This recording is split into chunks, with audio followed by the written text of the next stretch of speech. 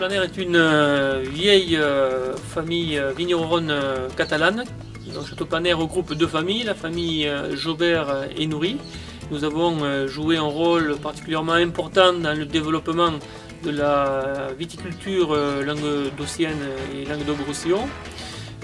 Puisqu'en 1977, donc Francis Jobert, donc mon père, avait en charge la présidence des vignerons du Roussillon, et c'est en 1977 qu'il a eu la consécration avec les vins d'AOC en Côte du Roussillon.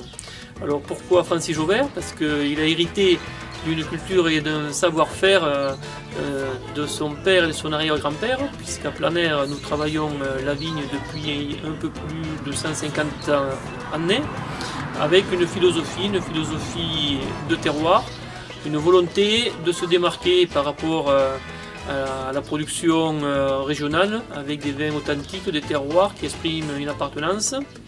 Et donc à l'origine, Aimé et François Jobert ont donné cette volonté à Francis Jobert d'exprimer une appartenance à un terroir d'origine. C'est en 1981 que Roland Nourry, dont le fils de Daniel Nourry, s'associe à Francis Jobert.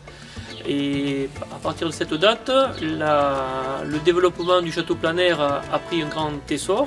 Et donc aujourd'hui, le domaine c'est nourri des enfants de Francis Jobert, donc Claude, Gilles et Guy. Roland Nourry faisant toujours partie bien sûr de l'équipe, avec toujours cette volonté de signer nos vins avec des expressions particulières. Et donc moi-même j'ai en charge depuis les années 90 la hiérarchisation d'un cru qui s'appelle le Côte du Roussillon Les Aspres, qui a été hiérarchisé en 2004 par l'INAO. Donc on est donc le témoin de cette volonté de transmettre tout un savoir et d'affirmer une singularité qui nous est vraiment propre dans le registre dentelé des vins féminins, qui est le domaine du Château Planère.